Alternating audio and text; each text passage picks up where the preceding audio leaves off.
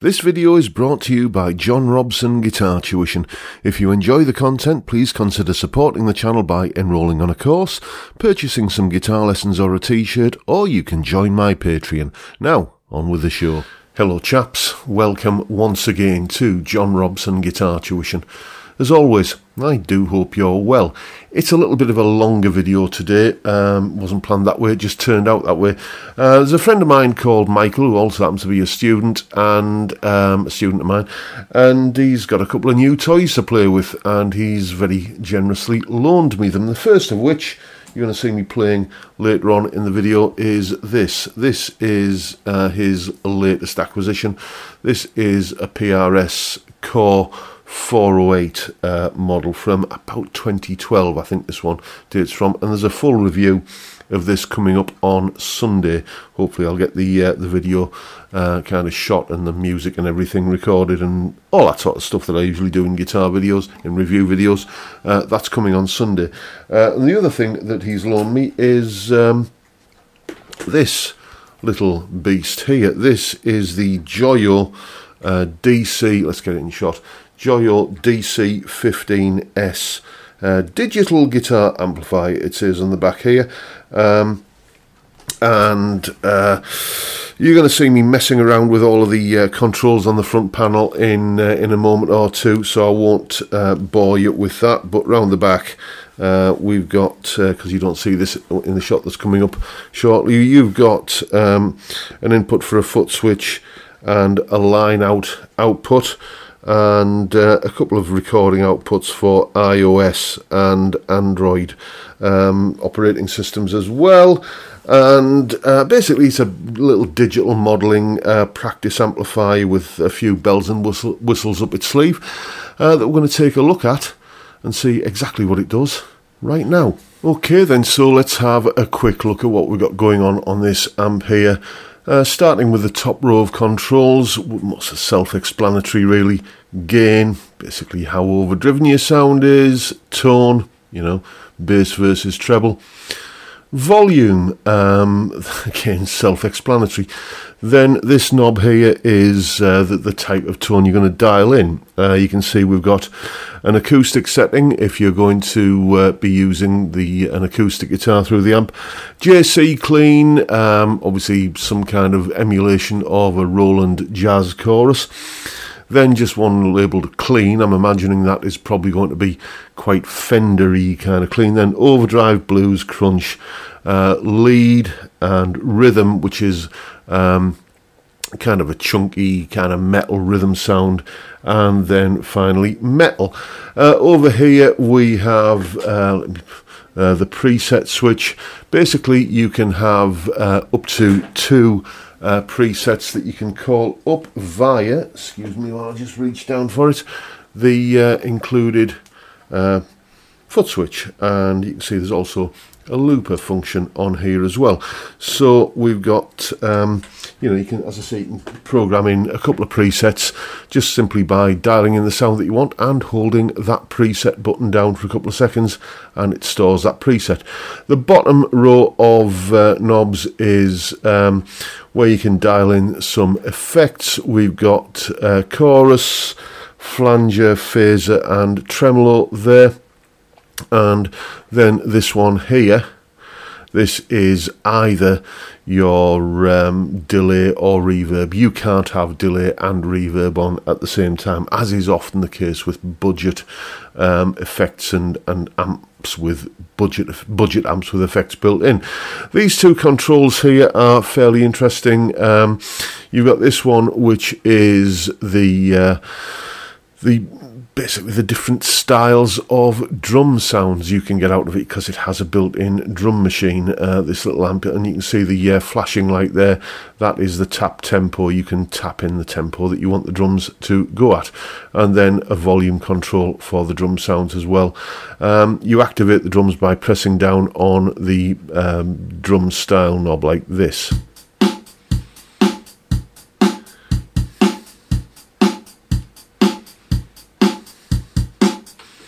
So So, you know, it's a fairly rudimentary drum machine, but, you know, it's something to play to, something perhaps a little bit more inspiring than a metronome. So I've got a couple of presets dialed in at the moment, and well, I'll tell you what, before we go to the presets, let's just have a look at some of the sounds. We'll start off with JC Clean. I'll turn the effects off, and JC Clean sounds like this.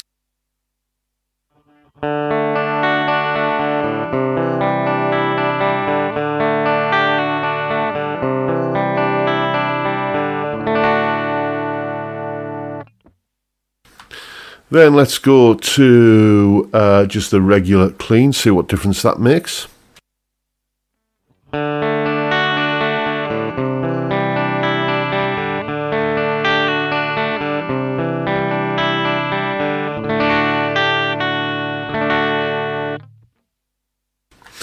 Then if we hit overdrive, let's see what sort of thing we've got there.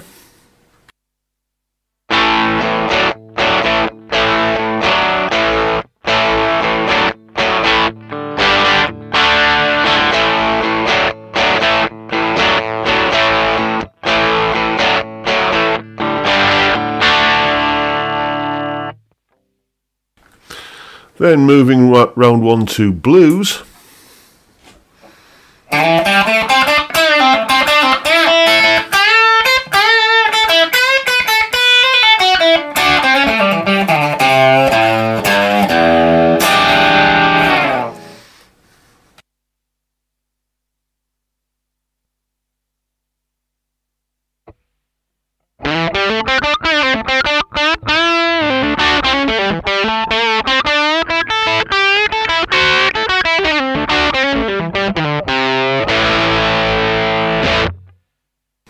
Perhaps a little bit more gain on that one than the blues one. Let's talk gain. Let's inch it up a little bit and see what happens if we get just that little bit more fire on the sound like this.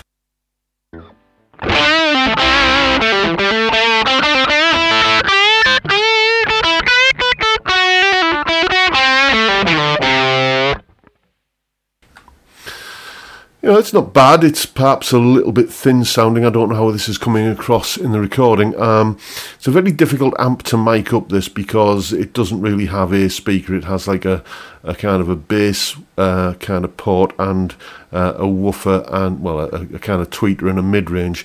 So, you know, trying to capture the sound of the amp in the room is you know, like trying to eat soup with a fork a little bit.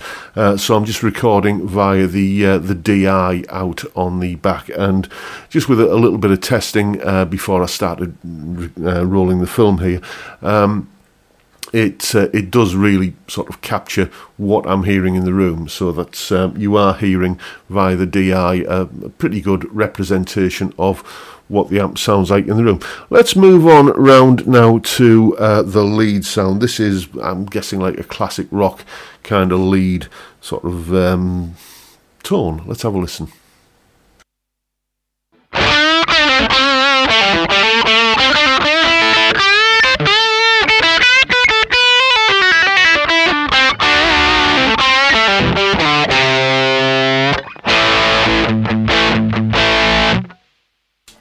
Let's see if we can fatten that sound up a little bit by backing the tone off more towards the bass end of the spectrum.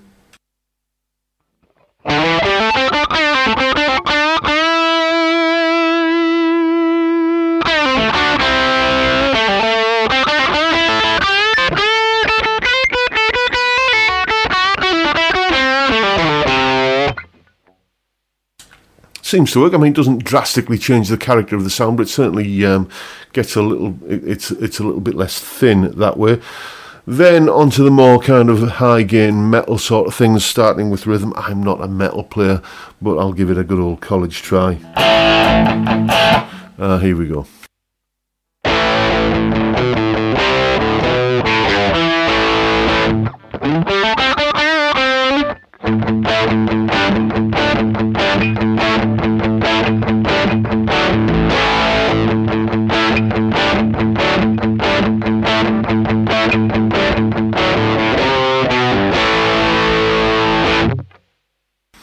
again. Any deficiencies in the metalness of that is, well, put it down to me rather than the amp. Let's have a look at the one that's actually labelled metal, and let's kind of crank the gain up a little bit more, see what sort of thing we get here.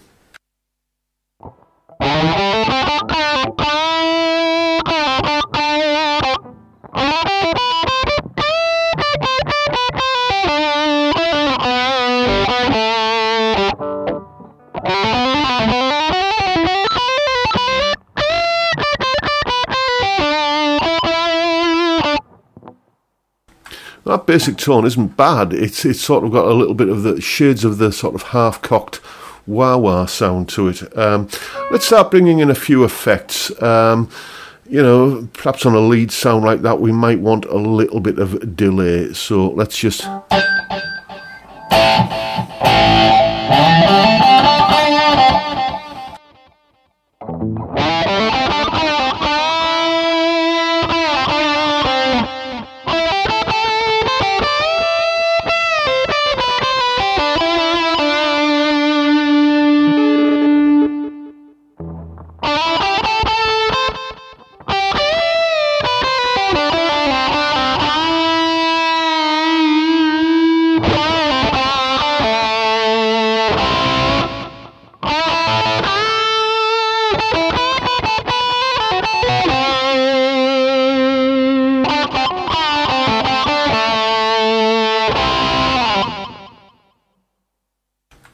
Yeah, it's not bad. It's a delay kind of sound, isn't it?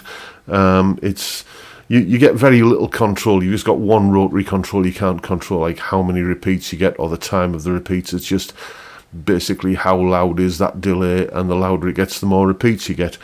Let's dial it back to a clean tone now and try some maybe a little bit of reverb.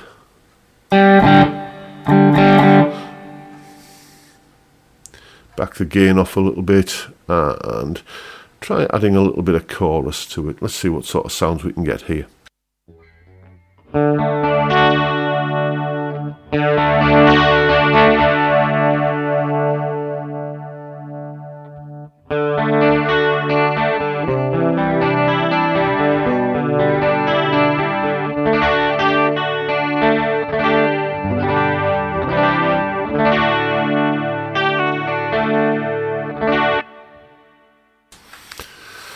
Like being back in 1986 all over again, isn't it?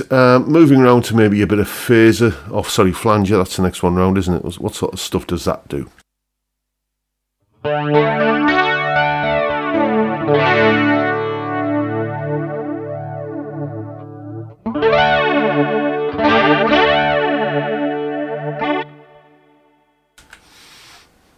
Exactly what you expect, really.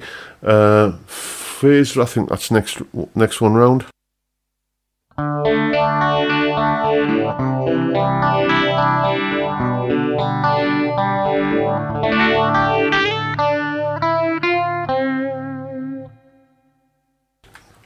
And then a bit of tremolo.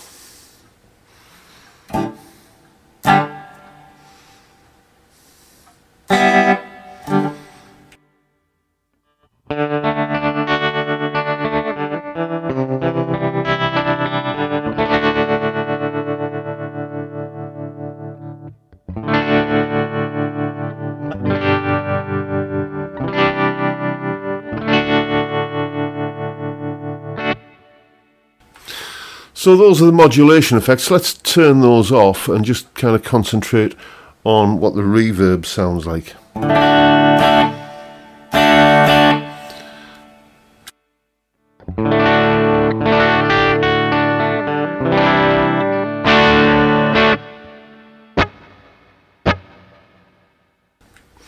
It's very definitely like a hall reverb, isn't it?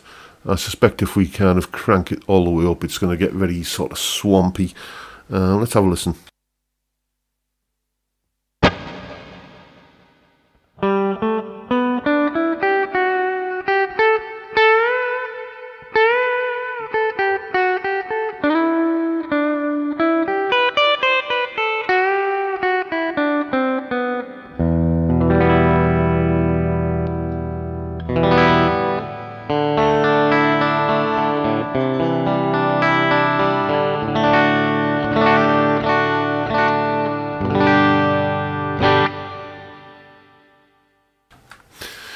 It's not necessarily the sort of amount of reverb I would use, but it is.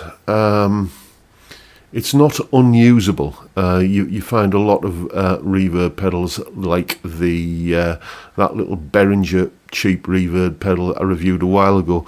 Anything other than just having it just on, and it becomes clanky and kind of intrusive and overbearing, really. But that doesn't. That sounds, you know, fairly. If you like a lot of reverb, you can get a lot of usable reverb out of that. So I'll tell you what. Let me just see if I can find the presets that I put in. Yeah, I've got a preset going here. I'm going to set a drum loop going, and then I'm going to just try doing between the sort of clean preset that I've dialed in, which sounds like this,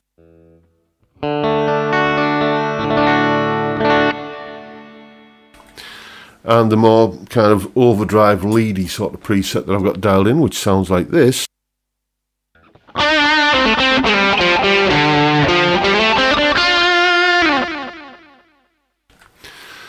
I'm going to try, I'm flying by the seat of my pants here because I've not done this yet. I'm going to try putting a drum loop on and looping some chords and putting some lead over the top of it. So wish me luck.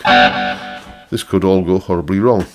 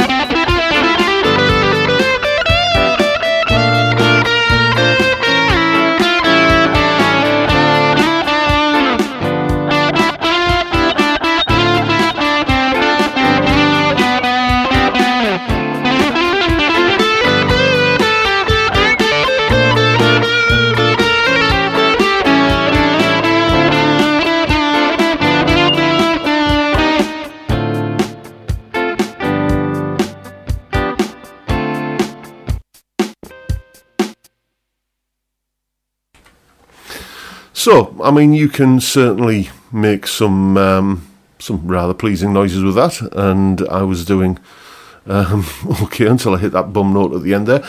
But yeah, it's a fun little amp. You can have a lot of fun with this, and for about 150 quid, you know, it's worth having. The tones are never going to be something that you would say, my dearie me, that sounds just like a Marshall Plexi, or like a Fender Twin Reverb, or a Bassman, or something like that. That's not the point of an amp like this. It's just a fun little thing to have a play with. You've got a great little practice tool in there with the drum machine, a very basic drum machine, but even a very basic drum machine is better than playing along with like a tick, tick, tick metronome, I find. A little bit more inspiring. You can loop chords, you can store some reasonably good sounds in there. I'm quite impressed with the reverb on this. The modulation effects do exactly what you'd expect them to do. You know, they're not earth-shattering, but they don't, you know, let themselves down either. All in all, it's a nice little practice amp, this, and yeah. Would I buy one? Well, not really, because it's got a lot of bells and whistles on it that I don't really have any use for.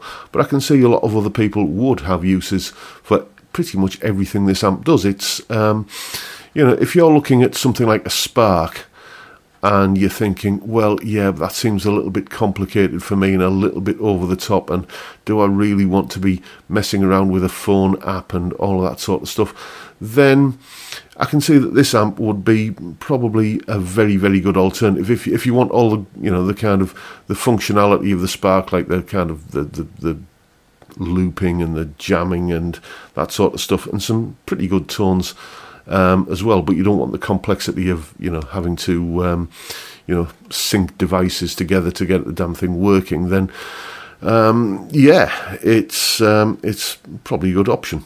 So there you go, folks. That is, or those are, my thoughts on the Joyo DC15S digital modelling practice amp, drum machine, looper, etc, etc. Make of it what you will. Hope you've found this little bit of a video reasonably entertaining and informative, and if that's the case, please hit the subscribe button and the notification bell if you haven't already done so. You want to drop me a like while you're at it. Don't forget, as always, the live stream every Friday 5 PM UK time, where we drink beer and talk about music and guitars. What a great way to kick off the weekend. I'd love to see you there if you can make it. But for now, that's it. I'll just take this opportunity to bid you all a good day and say thank you so much for watching. Thank you for your time. Thank you to Michael for the loan of the amp and this nice PRS guitar as well. Review of this coming on Sunday, as I said. And yeah, that's it for today. So see you on the live stream. Bye for now. Take care. Look after yourselves, folks. Stay well, stay safe, and above all, stay sane. Bye for now.